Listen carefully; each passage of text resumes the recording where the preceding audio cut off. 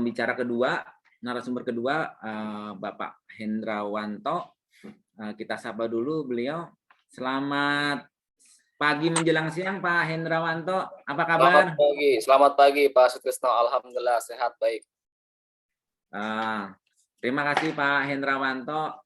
Nah, ini di tengah kesulitan ya, artinya pandemi ini tentu buat kita semua berdampak tadi seperti disampaikan Bu Rani ya. Cuma tentu di tengah kesulitan ini ternyata ada hikmah, ada kemudahan yang bisa kita petik gitu ya, dengan kita jadi familiar dengan meeting-meeting atau workshop, seminar yang secara virtual gitu ya, sehingga cara ini bisa terselenggara. Kami lihat ada Bapak Ibu yang dari Maluku ya, dari Maluku Utara, dari Maluku, kemudian dari daerah lainnya dapat mengikuti webinar ya, nggak perlu bayar tiket, bayar hotel, akomodasi gitu ya. Nah, jadi di tengah pandemi ada aja hikmah yang bisa kita petik. Sebelum kita mulai, saya akan bacakan dulu profil singkat dari Bapak Hendrawanto. Bapak Hendrawanto merupakan salah satu partner di Kap Sukardi Hasan. Beliau pemegang sertifikat Public Accountant dari IAPI tentunya. Selain itu beliau juga pemegang sertifikat profesi Likuidator Indonesia. Ya.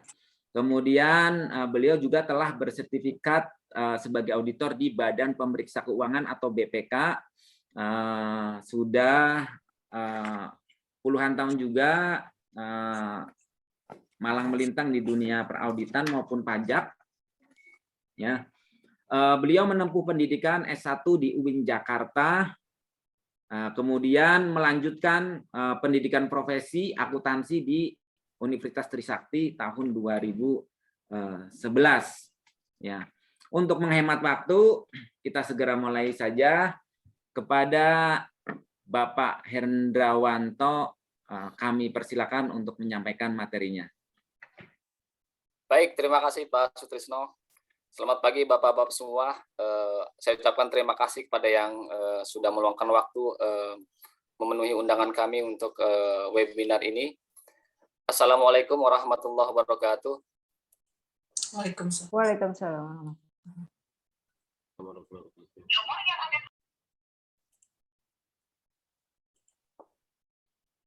Baik, tentu yang sudah tadi dipaparkan oleh Pak Sutrisno bahwa di balik kesusahan ada kemudahan. Nah, dari perpajakan ini pun memberikan fasilitas tersebut Bapak Ibu. Di mana pada tahun 2011 ini yang mungkin nanti berlaku pada mulai Januari 2022 sampai dengan Juni 2022, ini ada namanya program pengungkapan sukarela atau lebih dikenal secara umum adalah Tax Amnesty. Dan lebih banyak dikenal oleh masyarakat itu Tax Amnesty Jilid 2. Tax Amnesty ini memang adalah tidak serta-merta atau tidak sepenuhnya dinamakan Tax Amnesty Jilid 2, karena memang masih lanjutan Bapak Ibu. Lanjutan dari apa? Lanjutan dari Tax Amnesty Jilid 1 tahun 2016. Tax Amnesty ini lebih dikenal dalam undang-undangnya yaitu Program Pengungkapan Sukarela.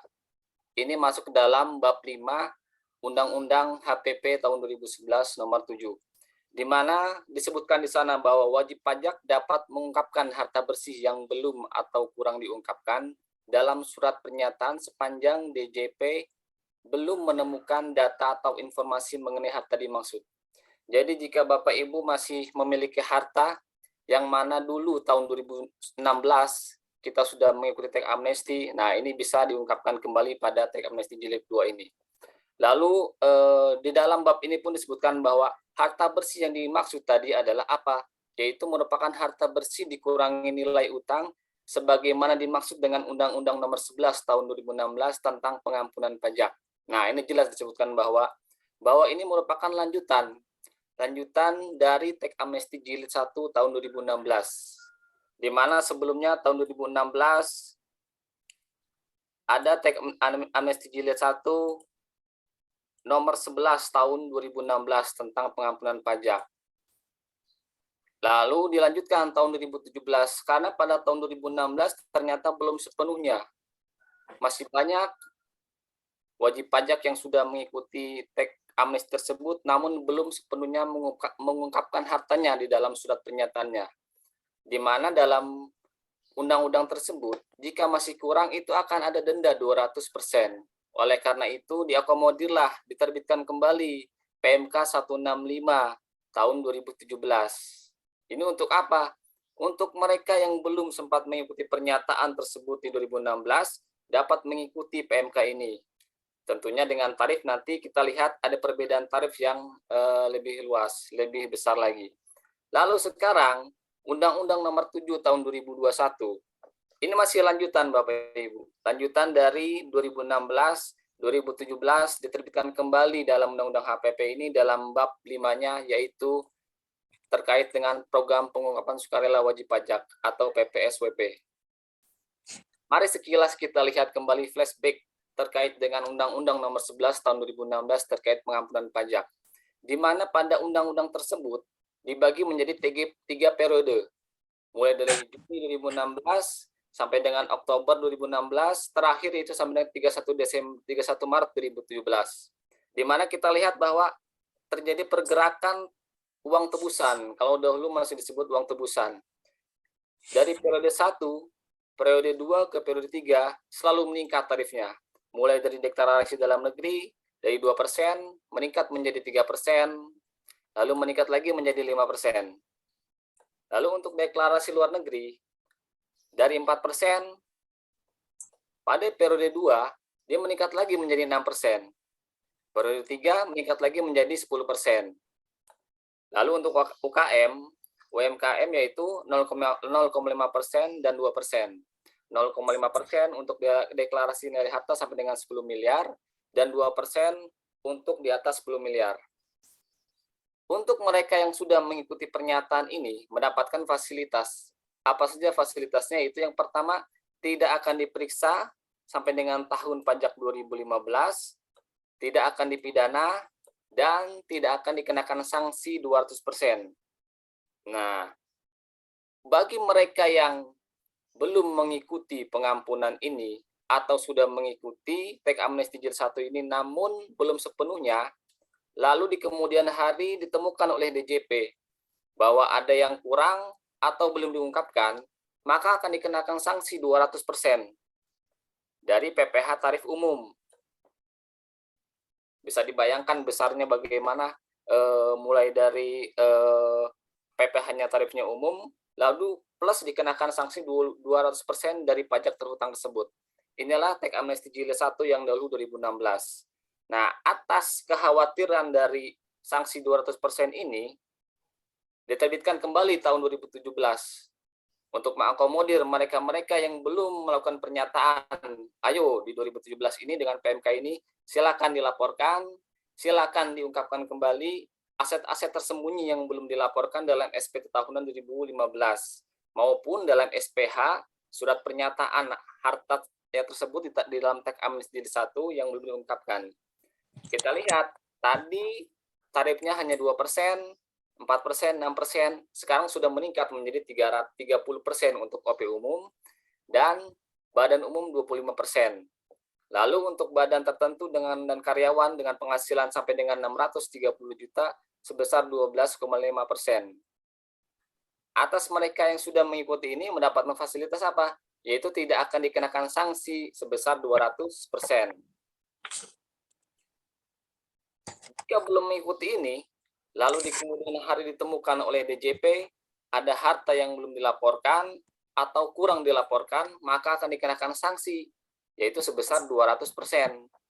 Coba kalau kita hitung punya aset 1 miliar, belum diungkapkan, lalu dikenakanlah tarif umum 30%, sudah 300 juta, plus sanksi 200%.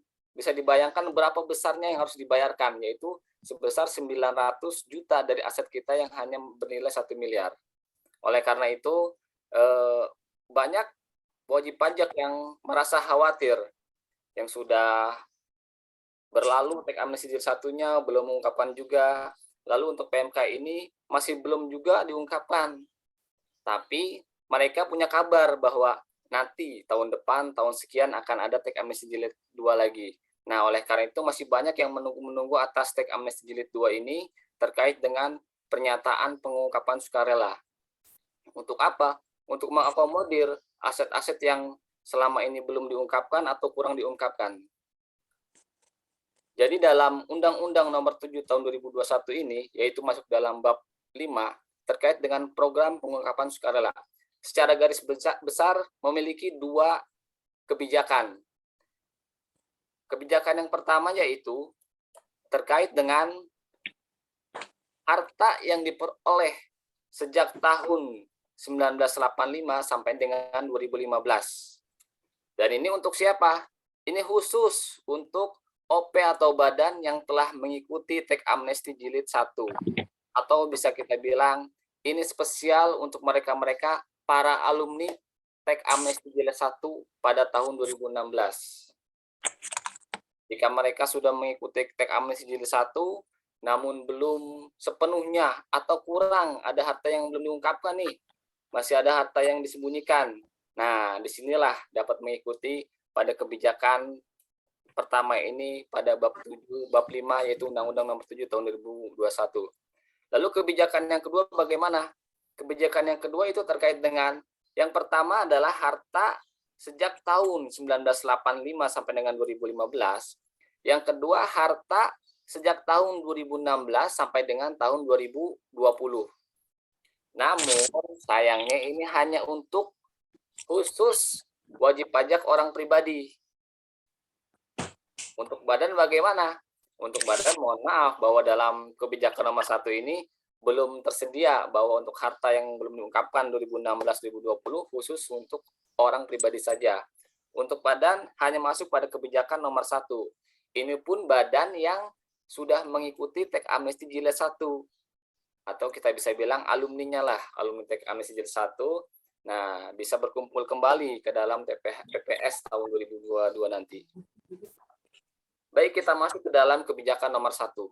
Kebijakan yang pertama ini masuk ke dalam pasal 5, yaitu WP orang pribadi atau badan khusus alumni teks amnesti jilid 1 tahun 2016.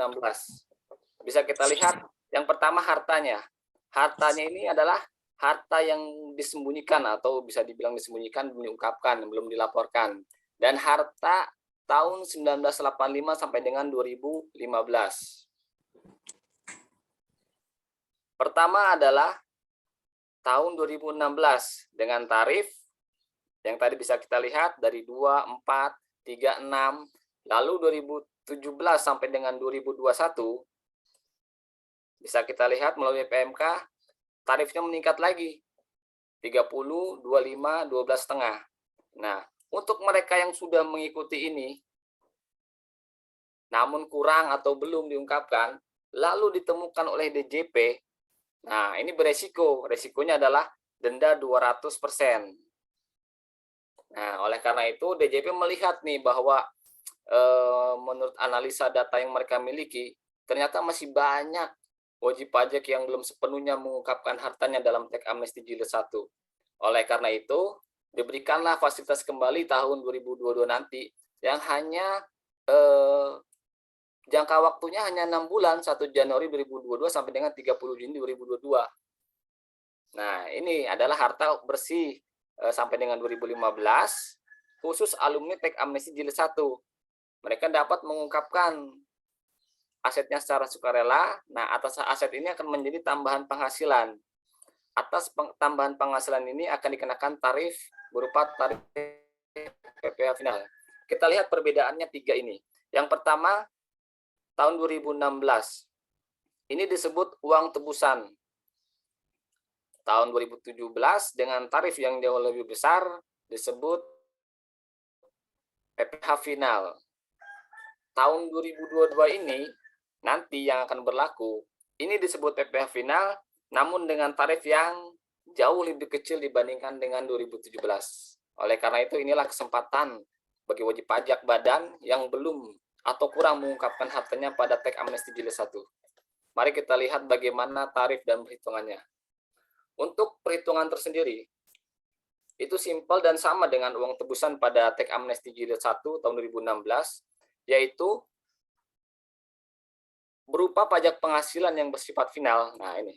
Pada pasal 5 ayat 6 jelas disebutkan ini berupa bersifat final pajaknya. Dihitung dengan cara mengalihkan tarif dengan dasar pengenaan pajak DPP. Tarif dikali DPP. DPP-nya itu apa? DPP-nya adalah harta bersih. Harta bersih itu apa? Harta bersih dimaksud adalah harta dikurangi dengan hutang. Lalu harta ini pada Teks Amnesti jilid 2 ini pada kebijakan 1 apa yang dimaksud dengan harta bersih yang dimaksud? Yaitu harta yang belum atau kurang diungkapkan dalam surat pernyataan. Surat pernyataan ini adalah surat pernyataan Teks Amnesti jilid 1. Sepanjang DJP belum menemukan data atau informasi mengenai harta dimaksud. Nah, sepanjang belum ditemukan, lalu ada harta yang masih kurang, bisa diungkapkan dalam PPS ini. Lalu tarifnya berapa? Tarifnya ini bersifat final dan masuk ke dalam pasal 5 ayat 7. Dibagi ke dalam dua sumber harta. Yang pertama adalah harta dari dalam negeri, yang kedua harta yang berasal dari luar negeri. Harta yang berasal dari dalam negeri dibagi dua lagi. Apakah harta itu akan diinvestasikan atau tidak? Jika harta tersebut tidak diinvestasikan, artinya disimpan saja atau dinikmati saja oleh wajib pajak, maka akan dikenakan tarif sebesar 8%. Jika harta yang disembunyikan ini, yang belum diungkapkan pada Teks Amnesti jilid 1, akan diinvestasikan. Diinvestasikannya kemana? Berdasarkan Undang-Undang pasal 6 ayat 7 ini, diinvestasikan ke dalam dua poin, yaitu ke dalam sektor pengolahan sumber daya alam dan energi terbarukan, atau ke dalam surat berharga negara. Artinya, jika harta ini berniat akan diinvestasikan ke dalam dua sektor ini, maka akan dikenakan tarif hanya 6%. Coba kita lihat tadi, 2017 tarifnya normal yaitu 30% dan 25% untuk badan. 2022 ini jelas turun jauh sekali. Daripada dikenakan nanti denda 200%, inilah kesempatan bagi wajib pajak untuk mengikuti Teks Amnesti jilid 2. Lalu untuk harta yang berasal dari luar negeri, tarifnya berapa? Kembali kepada wajib pajak. Harta di luar negeri ini akan dialihkan ke wilayah NKRI atau tidak? Jika tidak dialihkan, maka tarifnya adalah 11%. Namun jika dialihkan, artinya dimasukkan ke dalam negeri harta tersebut, maka berlakulah tarif yang di dalam negeri tadi. Jika dialihkan dan diinvestasikan ke dalam dua sektor ini, maka tarifnya adalah 6%. Jika hanya dialihkan ke dalam negeri, tapi tidak diinvestasikan, dinikmatilah di dalam negeri misalnya gitu. Tarifnya adalah 8%. Bisa kita lihat tarifnya secara umum yaitu 6, 8, dan 11.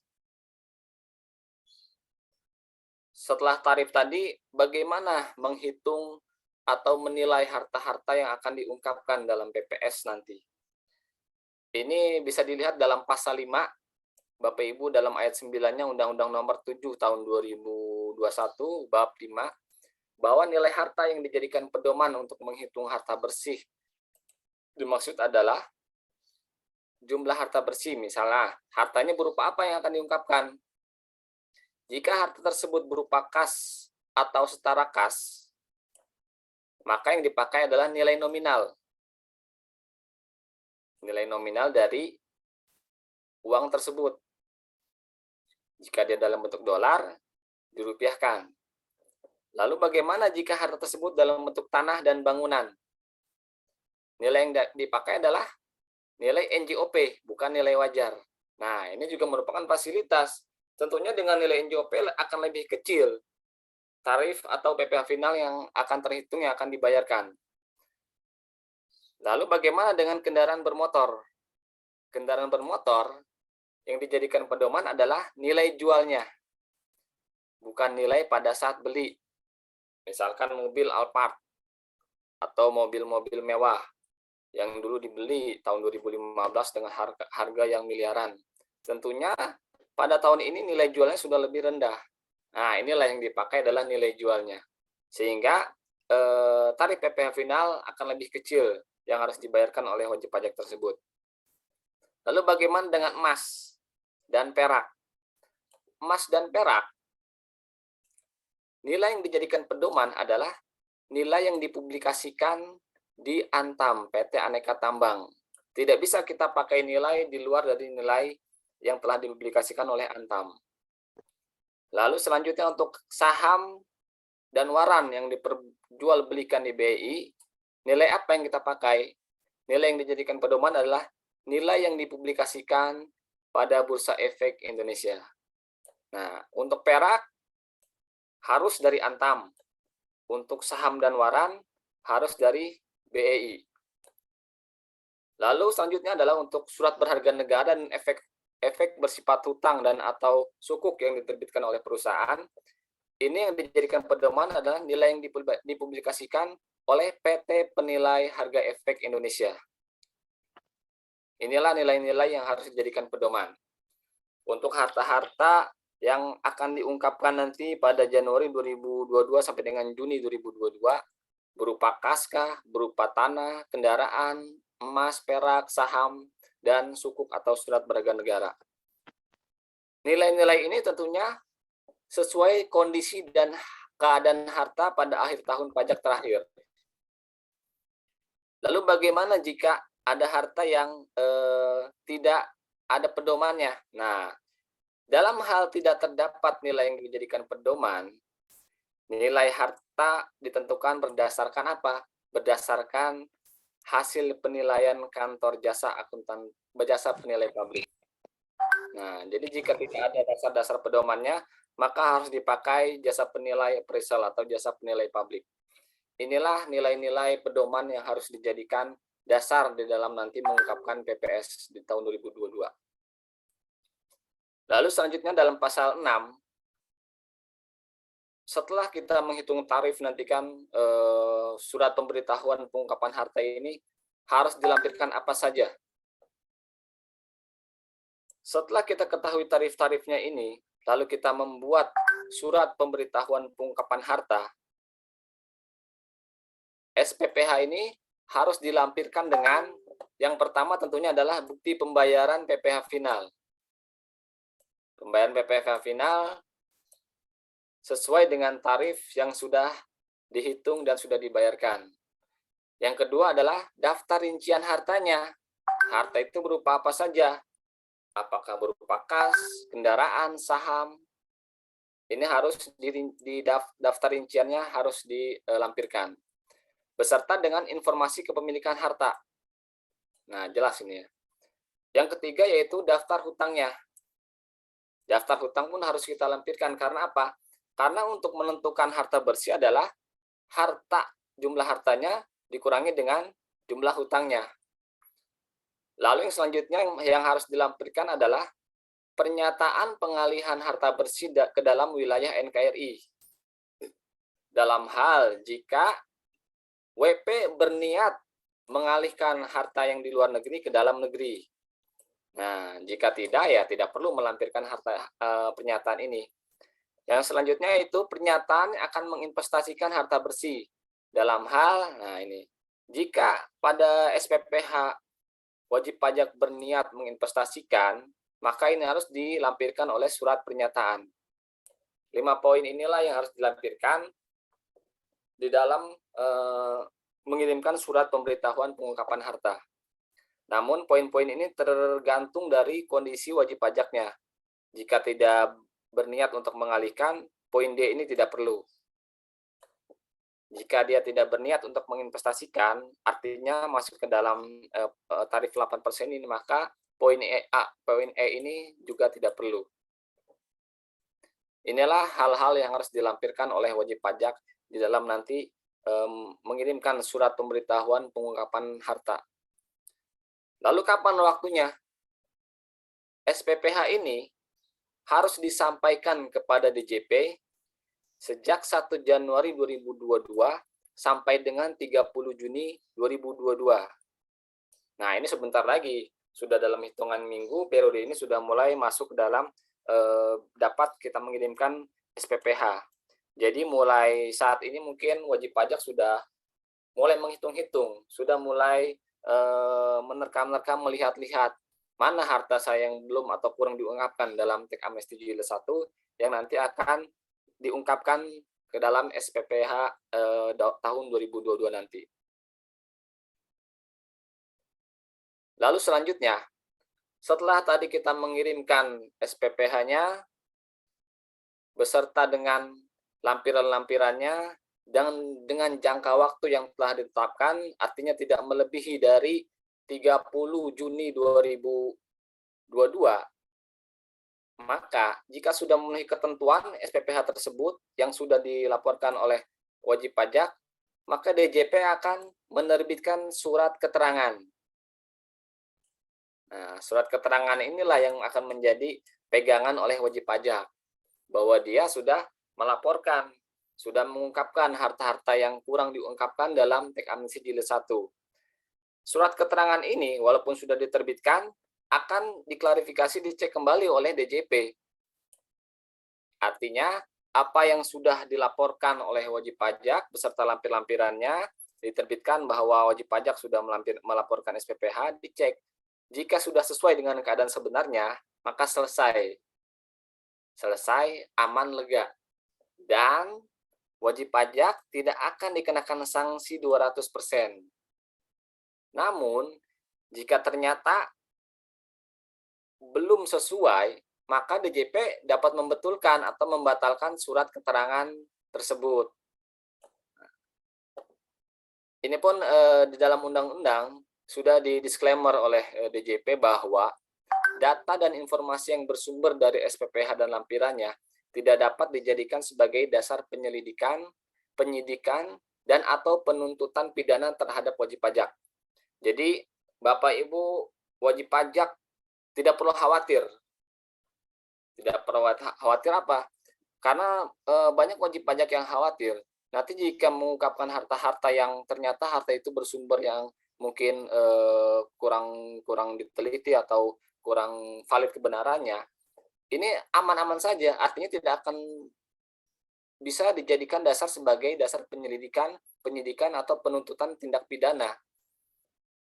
Jadi sudah lega lah apa yang sudah diungkapkan itu hanya murni konsumsi wajib pajak dan tidak boleh dipakai oleh pihak manapun dalam hal SPPH yang sudah dilaporkan oleh wajib pajak. Lalu selanjutnya, pasal 7. Nah, ini adalah jangka waktu. Tadi wajib pajak memiliki harta di luar negeri dan akan dialihkan ke dalam negeri. Nah, ini diberikan jangka waktu.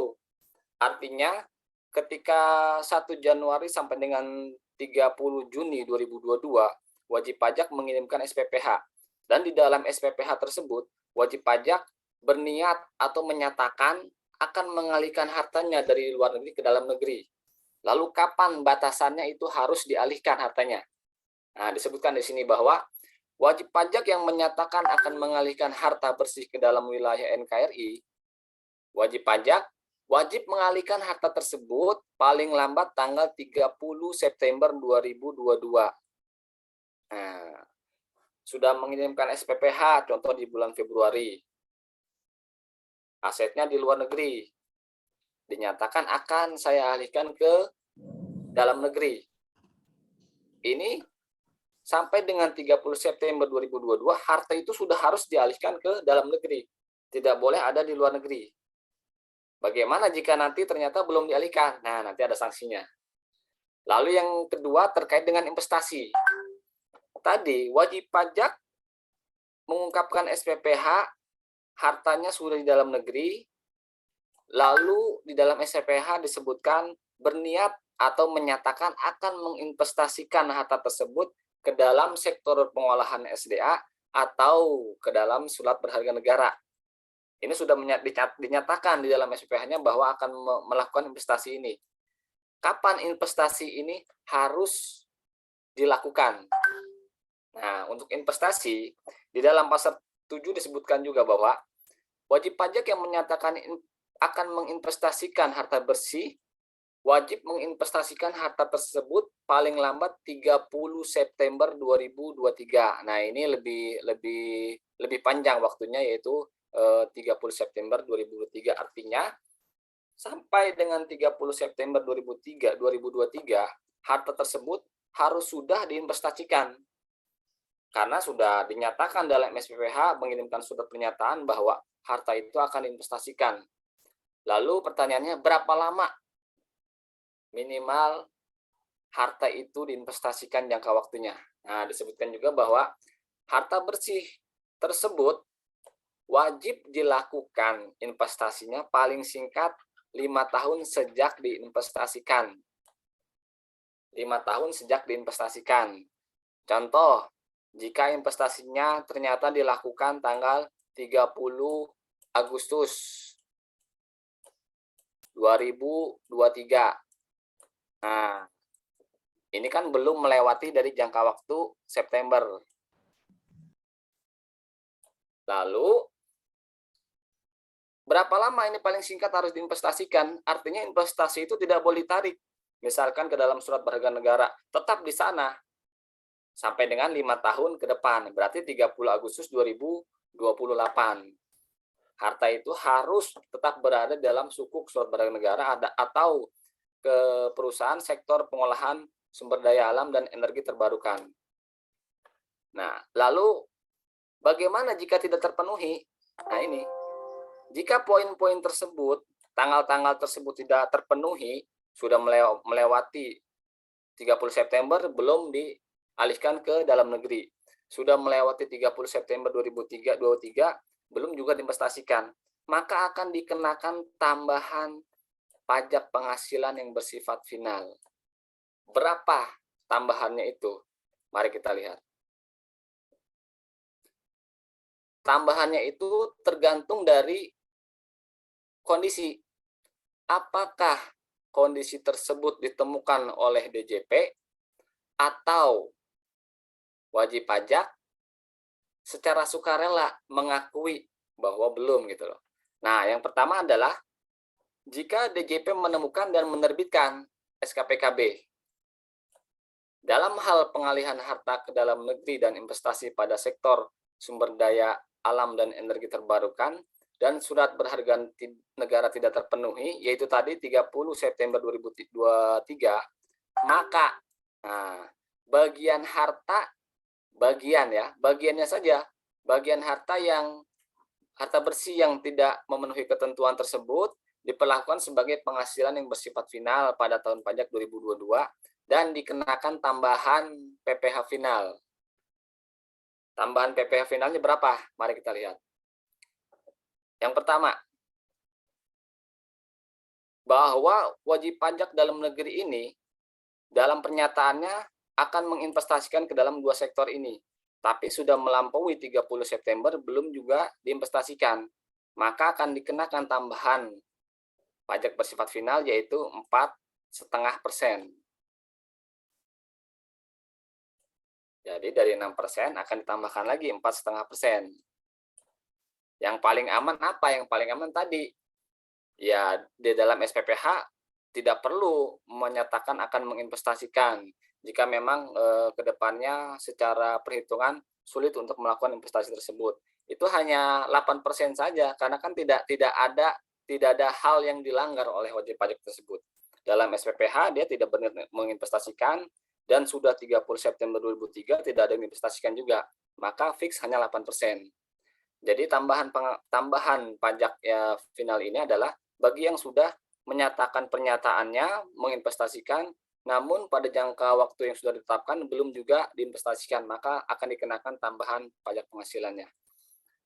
Lalu untuk harta yang di luar negeri yang dinyatakan akan dialihkan ke dalam negeri, berapa tambahan penghasilannya?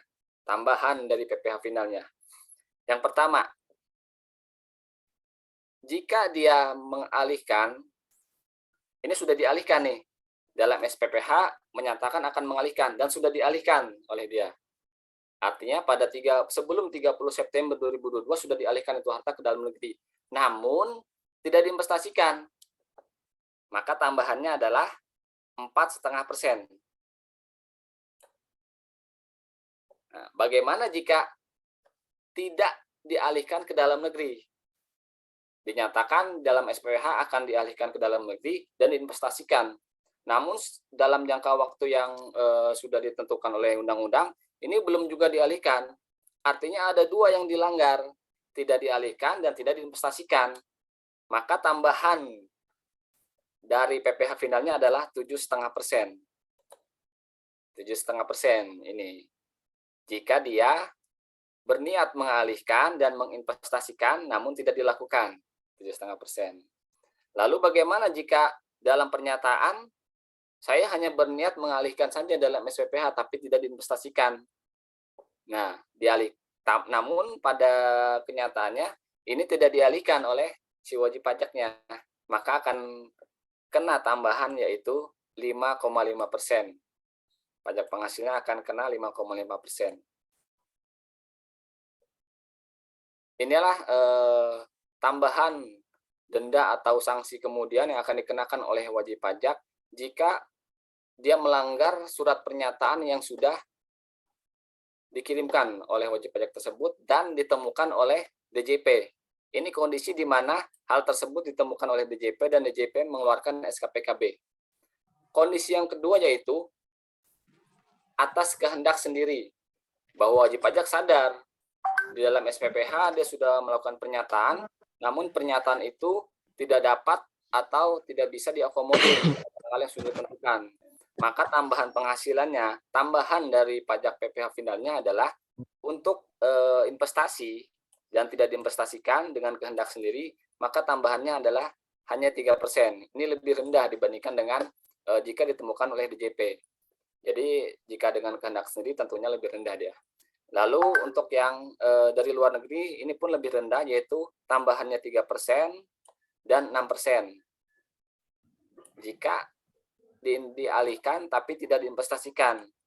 Namun jika dialihkan, sudah dialihkan ke luar negeri, ke dalam negeri, tapi tidak diinvestasikan, tambahannya lebih besar yaitu 6%.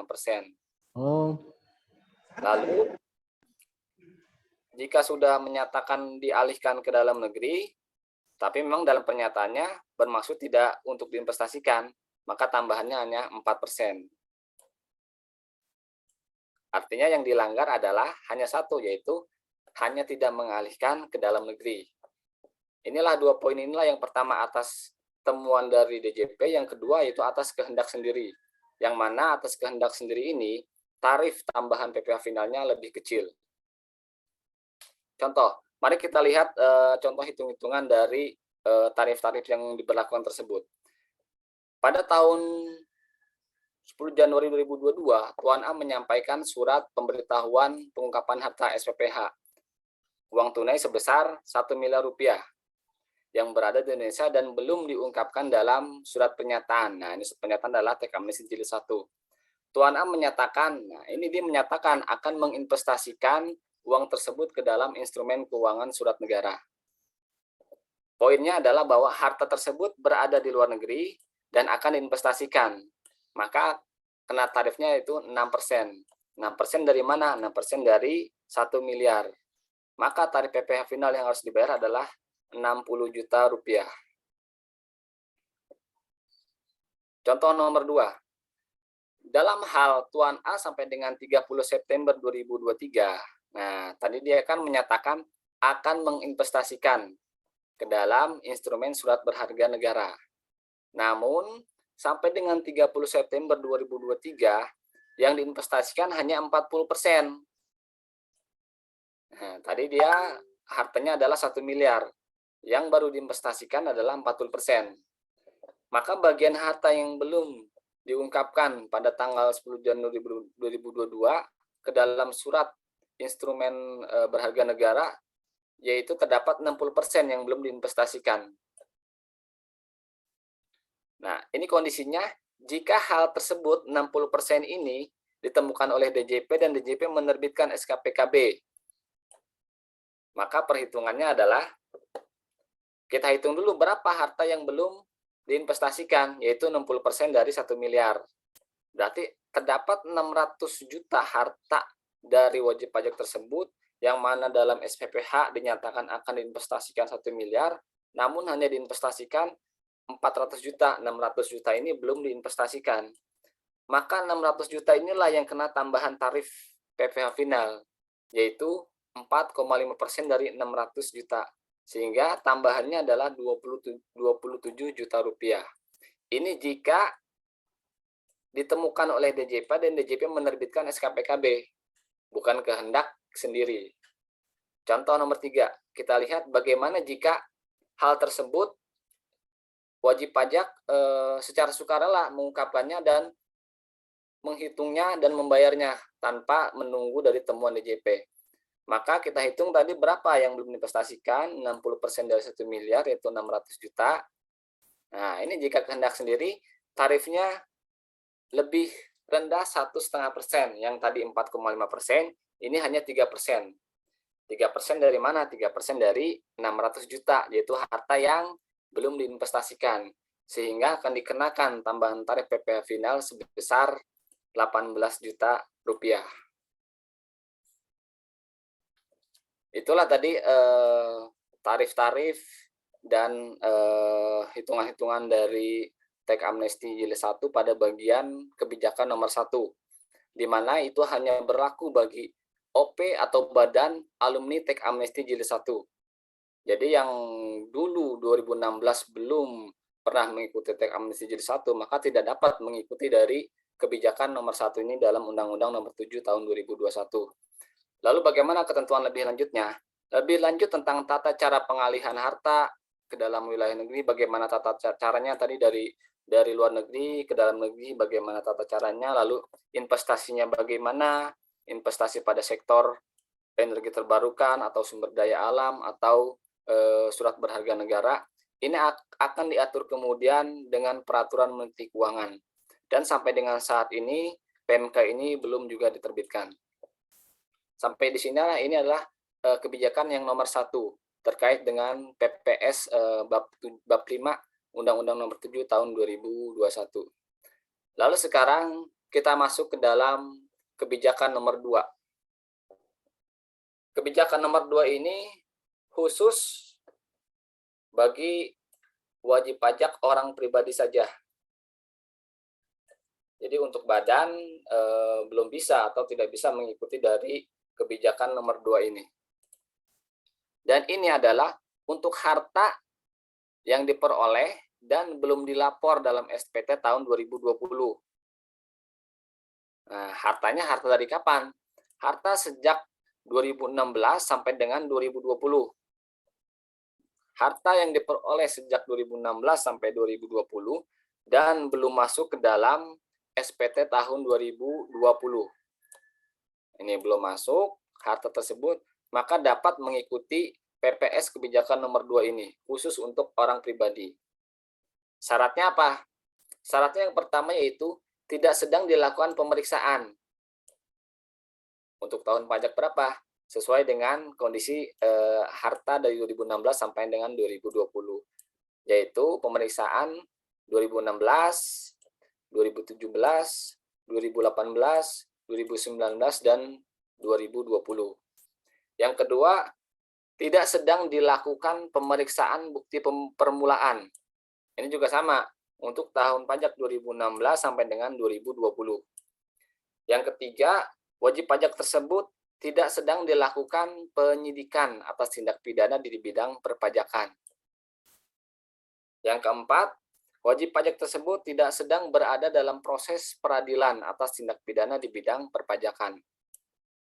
Yang terakhir yaitu, wajib pajak tersebut tidak sedang menjalani hukuman pidana atas tindak pidana di bidang perpajakan. Jadi 5 syarat ini harus terpenuhi. Wajib pajak yang memiliki harta 2016 sampai dengan 2020 dan belum dilaporkan dalam SPT 2020, maka dapat mengikuti PPS tahun 2022 nanti sampai dengan Juni 2022. Harta bersihnya dapat dilaporkan melalui SPPH SPPH ini akan menjadi tambahan harta, tambahan penghasilan bagi wajib pajak tersebut, dan atas tambahan penghasilan tersebut akan dikenakan tarif PPh final.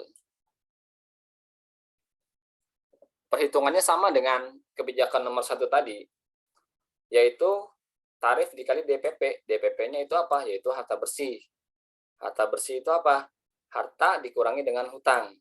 Namun perbedaannya, harta bersih dimaksud dalam kebijakan nomor 2 ini berbeda dengan harta bersih dimaksud dengan kebijakan nomor 1. Kalau yang ini adalah harta bersih yang belum atau kurang dilapor dalam SPT PPHOP tahun 2020. Yaitu tadi harta yang 2016 sampai dengan 2020. Lalu bagaimana menentukan nilainya?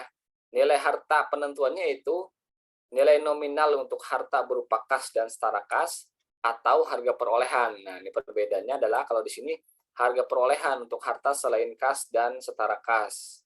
Misal tadi kendaraan, kalau yang kebijakan pertama adalah harga jual. Kalau ini adalah harga perolehannya. Untuk kebijakan nomor 2 yang berlaku hanya wajib pajak orang pribadi. Tarifnya bagaimana? Tarifnya bisa dibilang 2 kali lebih besar dibandingkan kebijakan nomor 1.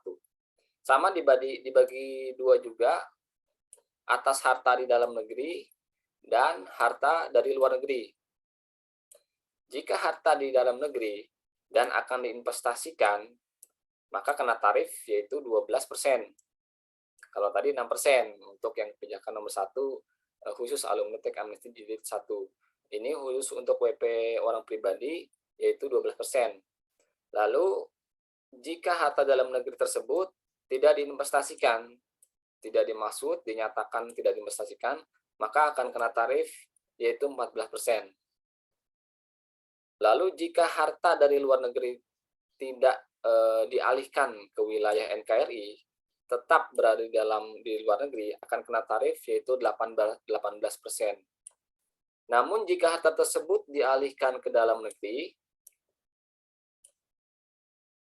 akan berlakulah tarif yang berada di dalam negeri, yaitu 12% jika diinvestasikan dan 14% jika tidak diinvestasikan. Inilah tarifnya yang bisa kita lihat bahwa lebih besar dibandingkan dengan kebijakan nomor 1 tadi. Lalu syarat-syaratnya apa saja? Apa saja yang dilampirkan untuk mengirimkan SPPH, surat pemberitahuan pengungkapan harta pada kebijakan nomor 2 ini. Yang pertama yaitu wajib pajak harus memiliki NPWP. Jadi yang belum memiliki NPWP ya tidak bisa.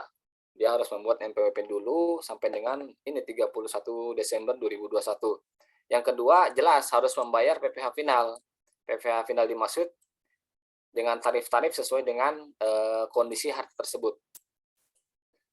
Yang ketiga, menyampaikan SPT tahunan PPh tahun pajak 2020. Jadi wajib harus sudah menyampaikan SPT tahun 2020.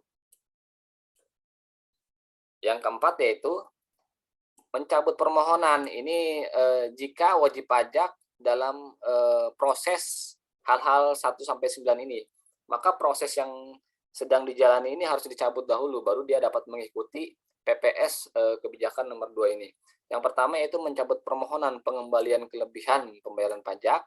Yang kedua, mencabut permohonan pengurangan atau penghapusan sanksi administrasi.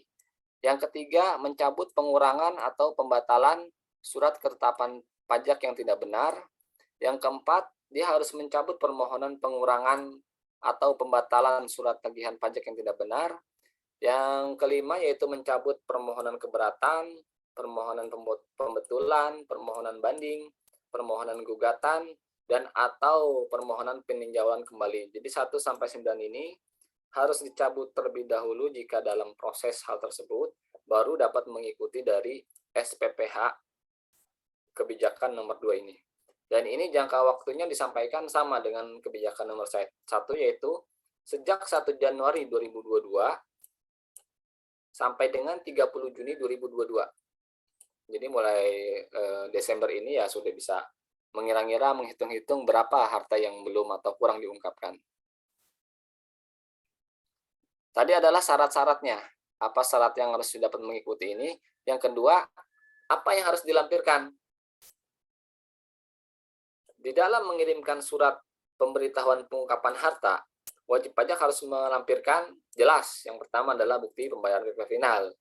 Ini harus dibayarkan dulu sesuai dengan tarif yang berlaku. Yang kedua, daftar rincian dari harta bersihnya. Yang ketiga, daftar hutang. Yang keempat, ini jika ya, pernyataan mengalihkan harta bersih ke dalam wilayah NKRI dalam hal wajib pajak bermaksud mengalihkan harta bersih yang berada di luar negeri ke wilayah NKRI. Nah, pernyataan harta bersih dari luar negeri akan dialihkan ke dalam negeri jika akan dialihkan. Yang ketiga, yang kelima yaitu pernyataan akan menginvestasikan harta bersih. Nah, pernyataan akan menginvestasikan harta bersih jika bermaksud akan menginvestasikan dengan tarif 12% ini. Yang terakhir yaitu pernyataan mencabut permohonan sebagaimana dimaksud pada ayat 21 huruf B tadi yang ada 9 ini. Nah, ini harus ada permohonannya, dilampirkan permohonan bahwa jika dalam masih proses poin 9 ini, maka harus melampirkan pernyataan bahwa akan mencabut permohonan-permohonan tersebut. Inilah hal-hal yang harus dilampirkan dan sesuai dengan kondisi dari masing-masing pernyataan wajib pajak tersebut. Lalu dalam pasal 10 ayat 4, lebih lanjut dikatakan bahwa pembetulan atas SPT PPh orang pribadi tahun pajak 2016 sampai dengan 2020 yang disampaikan setelah undang-undang ini diundangkan, yang dilakukan oleh wajib pajak orang pribadi yang menyampaikan SPT pengungkapan harta dianggap tidak disampaikan. Jadi undang-undang ini sudah diundangkan di bulan Oktober 2021. Lalu wajib pajak akan menyampaikan SPPH, surat pemberitahuan pengungkapan harta. Nah, dia mengikuti nih kebijakan nomor 2. Nah, sebelum kebijakan tersebut diungkapkan pada Januari nanti, dia melakukan pembetulan atas SPT-nya tahun 2016 sampai dengan tahun 2020. Nah, maka atas pembetulan tersebut oleh wajib pajak akan dianggap tidak disampaikan. Karena apa? Karena nanti akan ada harta-harta yang dimasukkan atau kurang dimasukkan dalam SPT tersebut. Maka yang akan dipakai adalah lebih kepada surat pengungkapan pemberitahuan pengungkapan hartanya yang nanti akan disampaikan di Januari 2022 sampai dengan Juni 2022. Atas pembetulannya akan tidak dianggap sama sekali oleh wajib pajak. Lalu lebih lanjut dalam pasal 10 ayat 5 disebutkan bahwa dalam hal wajib pajak belum menyampaikan. Nah, kalau tadi sudah menyampaikan lalu melakukan pembetulan, itu tidak dianggap. Yang kedua yaitu wajib pajak belum menyampaikan SPT PPh orang pribadi tahun pajak 2020. Karena salah satu syarat yang harus dipenuhi adalah wajib pajak harus sudah menyampaikan SPT PPh OP. Nah, dalam hal wajib pajak belum menyampaikan nih. Sampai dengan undang-undang ini diundangkan, berlaku ketentuan sebagai berikut. Nah, undang-undang ini sudah diundangkan di bulan Oktober. Lalu bulan November, Desember, wajib pajak ingin mengikuti kebijakan poin 2 ini, melakukan SPPH. Salah satu syaratnya adalah bahwa dia harus sudah menyampaikan SPT. Nah, jika SPT tersebut disampaikan pada bulan November atau Desember ini, maka, wajib pajak yang menyampaikan SPT PPh tahun pajak yang mencerminkan harta yang telah dilaporkan dalam SPT PPh sebelum tahun 2020 yang disampaikan sebelum undang-undang diundangkan ditambah harta yang bersumber dari penghasilan pajak tahun 2022. Jadi sudah diatur harta apa yang harus diungkapkan dalam penyampaian SPT ini yang akan disampaikan setelah undang-undang ini diundangkan. Yaitu harta di SPT tahun 2020 sama dengan, ini yang harus dimasukkan, harta di SPT tahun undang-undang ini sebelum undang-undang diundangkan, yaitu 2019, misalnya 2018, tergantung dia sampai kapan sudah menyampaikan SPT-nya, ditambah harta yang bersumber dari penghasilan tahun 2020. Jadi dalam penyampaian SPT ini, jika ada harta yang dimasukkan yang bersumber dari penghasilan tahun 2019 ke bawah, itu akan tidak dianggap, dan itu harusnya masuk ke dalam SPPH tahun 2022 nanti. Inilah yang sudah diatur oleh wajib pajak terkait oleh undang-undang terkait dengan wajib pajak yang belum menyampaikan SPT PPHOP-nya pada tahun pajak 2020. Yang kedua yaitu harta bersih yang dimiliki selain sebagaimana dimaksud dalam huruf A harus diungkapkan dalam SPPH. Nah, ini betul kan? Ini adalah yang diungkapkan di dalam SPT, yang belum diungkapkan harus dimasukkan ke dalam surat pemberitahuan pengungkapan harta. Jadi sudah diatur oleh undang-undang dalam hal wajib pajak yang belum menyampaikan SPT PPHOP tahun pajak 2020 yang menjadi syarat untuk mengikuti Teks Amnesti Jilid 2 pada kebijakan nomor 2 ini. Lalu setelah dia membayar tarifnya, lalu SPPH-nya sudah memenuhi ketentuan dengan lampiran-lampiran yang sudah dilampirkan, maka DJP akan menerbitkan surat keterangan. Jika surat keterangan tersebut sesuai dengan kondisi sebenarnya, maka selesailah. Jika tidak, maka wajib DJP dapat membetulkan atau membatalkan surat keterangan tersebut sesuai dengan kondisi yang sebenarnya. Nah, ini pun sama bahwa ketentuan lebih lanjut tentang tata cara dan pengungkapan harta diatur dalam PMK. Artinya bagaimana poin tadi mengalihkan harta dari luar negeri ke dalam negeri, lalu bagaimana menginvestasikan hartanya, itu akan diatur kemudian oleh PMK yang sampai dengan saat ini PMK tersebut belum juga diterbitkan. Pasal 11 lebih lanjut diatur bahwa poin A yaitu tidak diterbitkan ketetapan pajak atas kewajiban pajak tahun 2026. Nah ini, jika wajib pajak sudah mendapatkan surat keterangan, fasilitas apa yang akan diterima oleh wajib pajak tersebut? Artinya, apa sih yang akan didapatkan setelah saya mengungkapkan harta-harta tersebut? Yang pertama adalah, dia tidak akan diterbitkan surat ketetapan pajaknya. Untuk tahun pajak kapan? 16, 17, 18, 19, 20. Nah, untuk 5 tahun pajak inilah dia akan aman, wajib pajak akan aman.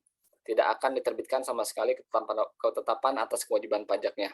Kecuali, nah ini kecuali, tetap ada kecualinya, bahwa jika ditemukan data atau informasi lain mengenai harta yang belum atau kurang diungkapkan dalam surat pemberitahuan pengungkapan harta. Nah, jika ditemukan bahwa DJP menemukan dalam SPPH masih ada yang kurang. Nah, itu hal lain dari kewajiban pajak yang 2016 sampai dengan 2020. Yang kedua itu fasilitasnya bahwa kewajiban perpajakan sebagaimana dimaksud dengan huruf A meliputi PPHOP. Nah, yang dibebaskan artinya yang tidak akan diterapkan kewajiban pajaknya, kewajiban pajak apa saja? Kewajiban pajak PPHOP, PPH Poput, dan PPN. Tetap ada kecualinya, yaitu atas pajak yang sudah dipotong atau dipungut tetapi tidak disetorkan. Nah, ini kalau ini sudah jelas bahwa dia sudah memungut, sudah memotong tapi tidak disetorkan. Ini tetap akan diterbitkan surat ketetapan pajaknya. Yang ketiga yaitu bahwa data dan informasi, nah ini fasilitas juga untuk membuat nyaman wajib pajak yang mengungkapkan harta tersebut. Data dan informasi yang bersumber dari SPPH dan lampirannya tidak dapat dijadikan dasar penyelidikan, penyidikan, dan atau penuntutan tindak pidana di wajib pajak. Nah, jadi wajib pajak akan merasa aman dan nyaman bahwa harta-harta yang sudah diungkapkan dalam SPPH, walaupun mungkin tidak bersumber dari penghasilan, ini tidak akan dijadikan dasar oleh pihak lain dalam hal penyelidikan, penyidikan, dan atau penuntutan tindak pidana. Lalu bagaimana jika wajib pajak sudah mengungkapkan hartanya, namun ada yang terlewat, seperti yang tadi di kebijakan nomor 1. Ini akan dikenakan sanksi tambahan final yang lumayan besar. Kalau tadi tambahan sanksi finalnya hanya 4,5%, 3%, tapi ini adalah sampai dengan 30%. Nah, ini jika DJP menemukan harta yang belum atau kurang diungkap, maka akan dikenakan tambahan 30% plus sanksi administrasi. Nah, ini kita lihat bahwa nilai harta bersih yang belum atau kurang diungkapkan tersebut diperlakukan sebagai penghasilan yang bersifat final pada tahun pajak 2022. Lalu, terhadap penghasilan tersebut akan dikenai PPh final 30% plus sanksi administrasi. Ini adalah jika DJP menemukan data atau informasi mengenai harta yang belum atau kurang diungkapkan dalam SPPH. Pasal 12 ini jangka waktunya sama, yaitu 30 September 2022 untuk pengalihan harta dari luar negeri ke dalam negeri. Lalu untuk investasi jangka waktunya sama, yaitu 30 September 2023. Dan periodenya pun sama, yaitu 5 tahun, minimal 5 tahun harus diinvestasikan. Jika belum diinvestasikan atau belum dialihkan pada tanggal-tanggal tersebut, maka akan dikenai tambahan pajak penghasilan yang bersifat final. Berapa tambahan pajak penghasilannya? Ini tergantung ditemukan oleh DJP atau dengan kehendak sendiri. Jika ditemukan oleh DJP, maka tambahan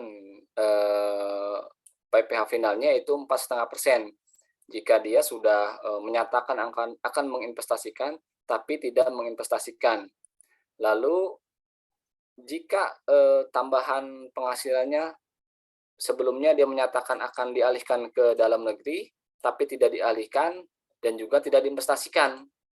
Nah, ini tambahannya adalah 8,5%. Ini untuk harta yang di luar negeri yang berniat akan dialihkan tapi tidak dialihkan dan tidak diinvestasikan. Namun, jika hanya tidak diinvestasikan, tambahannya sama, yaitu 4,5%. Adapun harta yang memang tidak berniat untuk diinvestasikan, hanya dialihkan saja, jadi hal yang dilanggar hanya dialihkan saja, yaitu tambahannya 6,5%. Bisa kita lihat yang dilanggar, jika yang dilanggar hanya tidak diinvestasikan, hanya 4,5%. Jika dua-duanya yang dilanggar, 8,5%. Jika yang dilanggar hanya tidak mengalihkan, yaitu 6,5%. Itu tadi adalah tambahan jika ditemukan oleh DJP. Lalu bagaimana jika kehendak sendiri? Kehendak sendiri tarifnya lebih tambahan, tarif PPh finalnya lebih rendah, yaitu 3% jika tidak diinvestasikan. Namun, jika tidak diinvestasikan dan tidak dialihkan ke dalam negeri, tambahannya yaitu 7%. Ini 3% sama, baik harta dari dalam negeri maupun harta dari luar negeri, yaitu hanya 3%, jika dia hanya tidak diinvestasikan. Karena dalam pernyataannya pun hanya mengalihkan saja dan tidak menginvestasikan. Ini tambahannya 5% untuk yang tidak dialihkan ke dalam negeri. Memang dia bermaksud hanya mengalihkan, namun tidak menginvestasikan, yaitu yang 14% ini, jadi tambahannya hanya 5%. Mari kita lihat contoh perhitungan dari tarif-tarif yang berlaku tersebut. Tuan B menyampaikan surat pemberitahuan pengungkapan harta berupa uang tunai 1 miliar yang berada di Indonesia dan belum diungkapkan dalam SPT PPHOP tahun 2020. Tuan B menyatakan akan menginvestasikan. Nah, poinnya adalah bahwa yang pertama ini berada di dalam negeri, yang kedua akan diinvestasikan ke SBN. Maka kena tarif yaitu 12%. 12% dikali DPP 1 miliar, sehingga tarif final yang harus dibayarkan adalah 120 juta. Contoh selanjutnya, jika Tuan B memiliki harta bersih berupa uang tunai 100 juta yang belum diungkapkan, lalu DJP menerbitkan SKPKB pada tanggal 4 Februari. Nah, ini atas temuan dari DJP bahwa ada harta yang belum diungkapkan, yaitu sebesar 100 juta. Harta yang tidak diungkapkan dalam SPPH tersebut dikenakan tarif yang bersifat final, yaitu 30%. Padahal jika dia mengungkapkan dalam SPPH secara penuh, itu hanya kena tarif 12%. Namun karena kekurangan yang 100 juta ini dikenakan tarif yang jauh lebih besar, yaitu 30%. Sehingga yang harus dibayar adalah 30 juta rupiah. Plus sanksi administrasi berupa bunga, yaitu 1%. Dikali 2 bulan, 2 bulan ini adalah dari pertemuan DJP Februari, sehingga akan ada bunga sebesar 600 juta rupiah. Sehingga yang masih harus dibayar oleh wajib pajak tersebut yaitu 30 juta ditambah 600.000 rupiah, sehingga total adalah 30.600.000 rupiah. Contoh 6. Tuan B sampai dengan 30 September sudah melampaui, dia hanya menginvestasikan 40%, sehingga 60%-nya yang kurang diinvestasikan. Sehingga 60% yang kurang diinvestasikan yaitu 600 juta dikenakan tambahan PPh final sebesar 4,5%, sehingga ada tambahan tarif PPh final yaitu sebesar 27 juta rupiah. Ini atas temuan dari DJP. Jika 60% tersebut atas kehendak sendiri akan dilaporkan, maka hanya kena tarif yaitu 3% dari 600 juta rupiah, sehingga hanya kena yaitu 18 juta rupiah. Ketentuan lebih lanjut, ini pun sama, yaitu tentang pengalihan harta dan tentang investasi baik dalam SDA dan sumber alam terbarukan ataupun instrumen surat berharga negara. Ini diatur kemudian oleh Peraturan Menteri Keuangan yang sampai dengan saat ini belum juga diterbitkan PMK-nya. Demikian penjelasan terkait dengan teks amnesti yang mana secara umum dibagi dua, yaitu